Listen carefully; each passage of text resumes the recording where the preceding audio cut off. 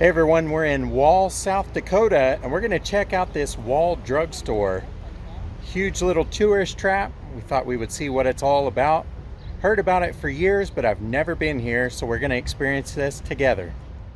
So we got out of the car to go to Wall, the drugstore, and I see that they have a time capsule here that's to be opened on the occasion of Wall's 125th celebration 2032. So you can see signs for this thing for miles and miles and miles. Yeah. Supposedly, they have signs for this place in Antarctica. Cute little downtown area. There's actually some other shops that are downtown. Plenty of free parking. So this is the home of the free water and 5-cent coffee for the travelers going through the Badlands. It's been around a long time, so we're going to go inside and have a look.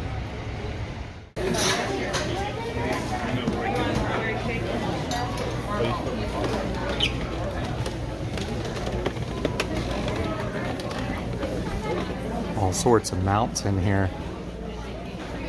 Big old elk, bear, pheasant, beaver, trout, squirrels, ducks.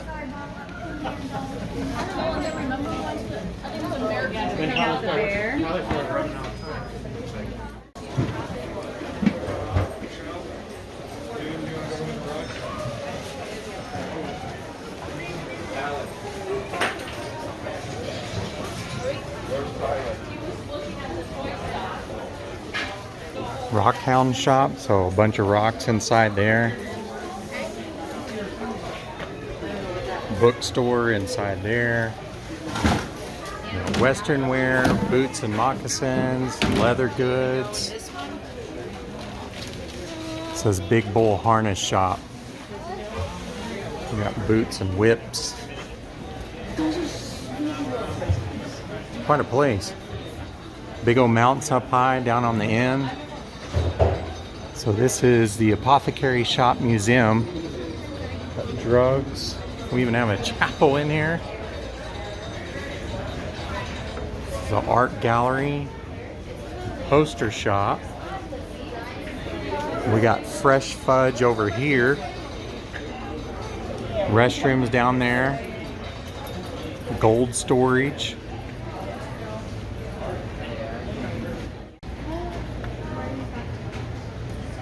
This is the old-timey apothecary, still a registered pharmacist that works in here, and they have some modern things in here. Of course, some older things on the side, but they are currently closed. It'd be kind of neat. Saturday and Sunday. Oh, closed on Saturday and Sunday, but it'd be pretty neat to look through some of the old things in here. It's a neat little pharmacy, though.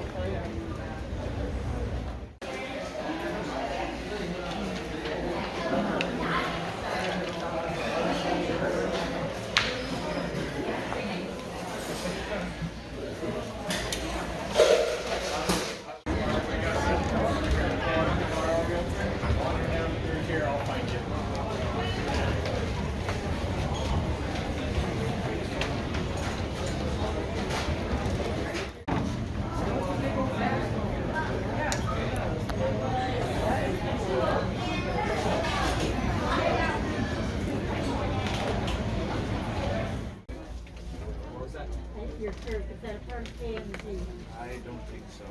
This is my high school. Oh, that's your high school. Cool.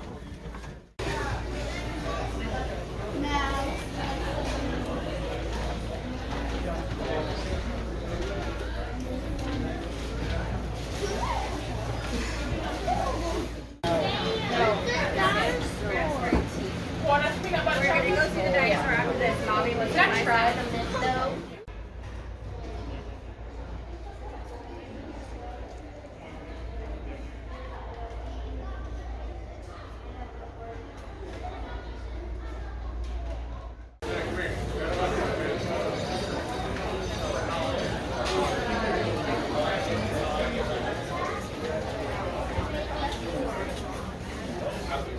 So we are now in the cemetery of Wall, South Dakota, and I thought I would show you the people that are responsible for starting Wall Drugs, or at least taking over the place whenever they bought the store and turned it into what it is now, which is absolutely extraordinary. So this is a tiny cemetery, but there really are a lot of interesting graves to look at. This is the last name Scherer, if I'm saying that correctly. It has a cowboy up top on the horse, and his name is Levon, has not passed away. And he's a Mason and a Shriner. And then the wife Dorothy, 1935 to 2019, parents of Glendon, Gregory, Grant, and Deanna. But it's a neat memorial marker, because if you look at the back of it, maybe he did reenactments or something, but there's a stagecoach there and some different brands around this. And this is all in the shape of a sort of a storybook of the two lives. Maybe he was a goose hunter, but he was some sort of cowboy reenactment guy. And you can see a wagon train here. And then a South Dakota Western Division 1989 Centennial Wagon Train. So I guess that's what that is, and he was a part of that. Here you can see some tractors. And on the other part of the storybook, you can see that she was a musician, maybe many different instruments. You can see the Eastern Star down here at the bottom, but maybe she loved Christmas with that red bow, I'm not sure. But she maybe did the organ in the background, keyboards, piano, slide trombone. And then there, of course, there's some other family members right here, Orvis and Elizabeth. And well-maintained cemetery in here. A lot of graves. There's definitely some veterans in here. This is a Purple Heart recipient from World War II. William Geigel. So like I said, there are a lot of interesting monuments. Many of them are really, really nice. And like this one right here, Hawk. Suppose I'm saying that correctly. Max is 1926 to 2021, so just a recent one. But look at the ironwork around that. Isn't that beautiful? Absolutely beautiful. Tells a little bit about everybody on a lot of these newer ones, and it's pretty neat. A lot of these are kind of these right at the level of the ground crypts. There's a whole bunch of those in here. And then they have this Veterans Memorial right here, and normally maybe flags flying, but they're not flying right now. So right across from this Veterans Monument, and almost in line with that water tower, is the Hustead family. And here lies Ted, husband of Dorothy and father of Bill, Mary, Catherine, and Charles. October 3rd, 1902 to January 12th, 1999. And there's a cross on here. And you can see where it says that he was a pharmacist. And then in the upper left corner, it does have a sign that says Wall Drug. And a couple statues there, and there were some flowers there, maybe placed there for Memorial Day. And then this says Wall Drug on the upper right, and free ice water on the upper left.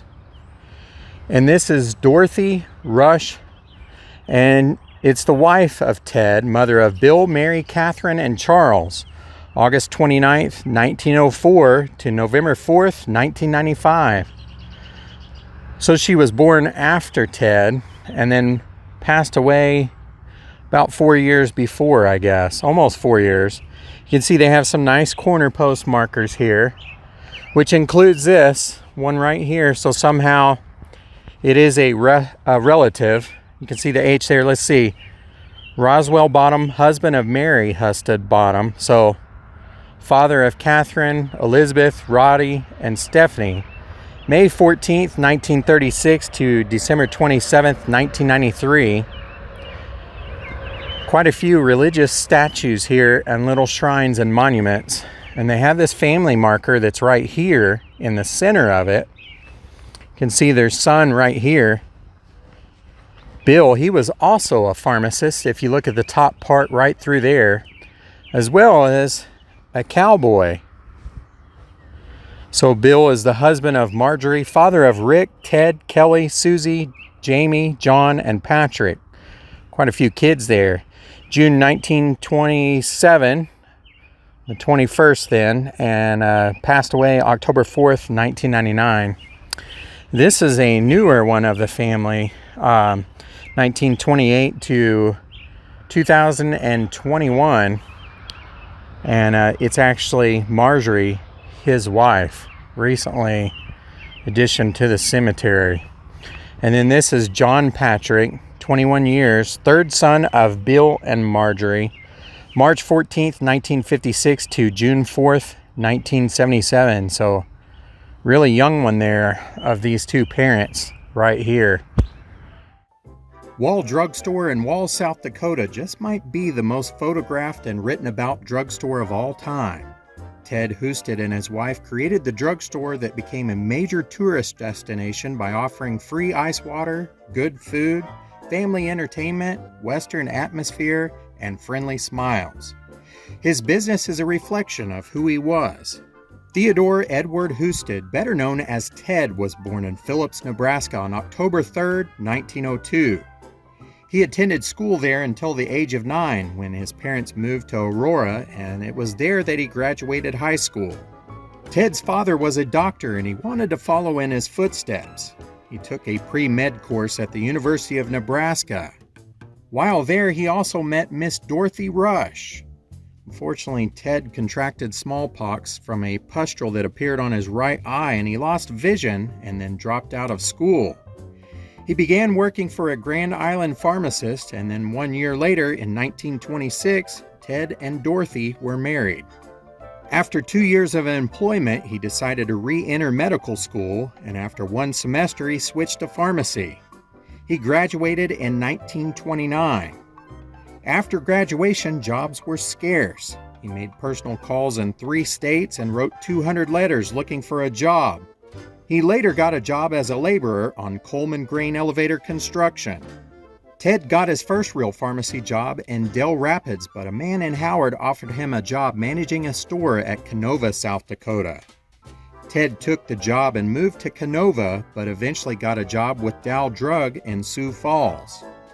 He worked 6.5 days in a row for about 10 hours each day, and this led him to work for another Sioux Falls drugstore. The employee Ted replaced came back, and it left Ted jobless once again. His string of bad luck and misfortune continued when his appendix burst and he nearly died. This left him bedridden for weeks.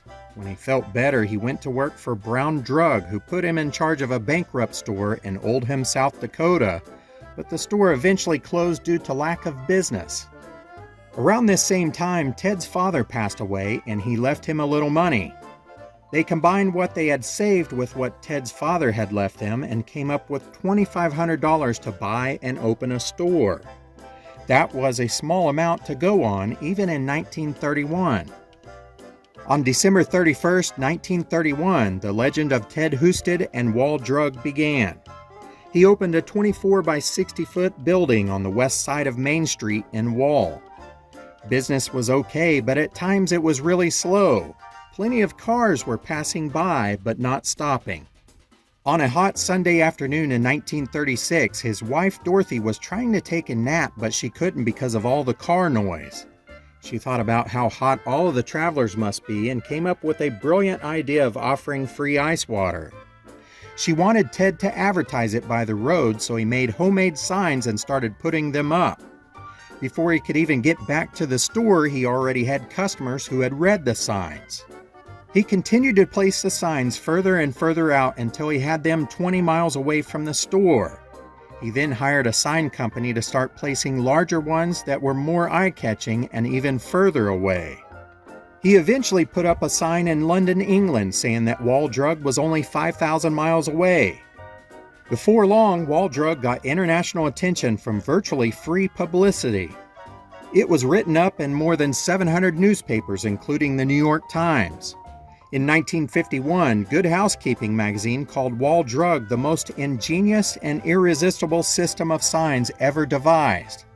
Wall Drug had suddenly become a place in South Dakota where you had to stop. Hustead served as a member of the Wall City Council for more than 39 years. He also served on the State Board of Pharmacy as well as several other councils. He also won several awards for his leadership and creation of tourism in the state. Ted was not only a community leader, but also a spokesman for South Dakota, a patron of the arts, and a pioneer of the South Dakota tourism industry. Over the years, Ted has enriched the lives of countless people. Over 1 million people will stop by the store over the summer tourism season. His legacy in Wall and South Dakota will live on forever. If you're ever driving through South Dakota, you're certainly going to see these signs for Wall Drug, and it's going to make you want to stop. And trust me, it's worth the stop. This place is incredible, and there's a lot of shopping and eating and things to see that are unique to South Dakota. So as I'm going through the cemetery, there really are quite a few German names, and so it's a pretty big community of German or some kind of descent like that, Bavarian. But this is a well-maintained cemetery. It's nice, neat, short, green. Everything is aged. You can hear the highway in the distance right over there. And this is on the other side of the interstate from where Wall Drug is at. It's not far off of the path, so if you happen to be visiting, come by and pay your respect to the family who built the empire that it is. Neischer, I guess, if I'm saying that correctly. South Dakota PFC 8th Cavalry, World War II, 1916 to 1970. Like I said, there's quite a few memorials in here that are just interesting to walk around. I don't know of anybody else that is notable for the town, although I'm sure that there is in this cemetery, because a lot of those stores were established before Wall Drug. And, you know, then you probably got the original creator of Wall Drug, and before he actually took it over and then turned it into what it is. This is an upright government marker over here. You can see the names, Becker, Geigel, Danke, I guess. Don't mean to butcher it if I am. There's a lot of different names in here though. This is McDonald. This is a veteran right here. BM2, bosun mate, 2nd class, so E5. U.S. Navy in World War II, October 1923 to July 4th, 1986. Another veteran right here of World War II, 1922 to 1993. Jeremy Melvin. Here's some interesting ones here. These are government markers. This says Ruth Marie Albin, wife and mother of 5 children, 1900 to 1999. So 99 years old. Walter Lee Albin, private in the U.S. Army during World War I, September 30th, 1886 to November 30th, 1984. So he was also lived to be a good age there, almost 100. Charles Dale Albin, South Dakota Corporal, looks like 1306 Army Air Force Base Unit, World War II, July 20th, 1922 to November 15th, 1946. So he was pretty young whenever he passed. And then right behind it is Bruce Jones, Tech 5, U.S. Army, World War II, November 16th, 1920 to December 27th, 1981. As you look through the cemetery, you can see a lot of interesting markers, a lot of flags, and a lot of veterans monuments and markers and memorials throughout the whole cemetery. It's not a big cemetery, but it is a nice one to walk around. There's little rabbits. I don't know if you can see that off in the distance going across the road. But there's rabbits in the cemetery, there's birds in the cemetery. So you hear the interstate, but you hear a lot of the birds chirping as well. So that's going to do it for today in our visit in Wall, South Dakota. I hope you enjoyed the store, and I hope you enjoyed the story of how it all started as well as visiting the cemetery to find out who actually started it. Thanks again for watching, and we'll see you guys next time.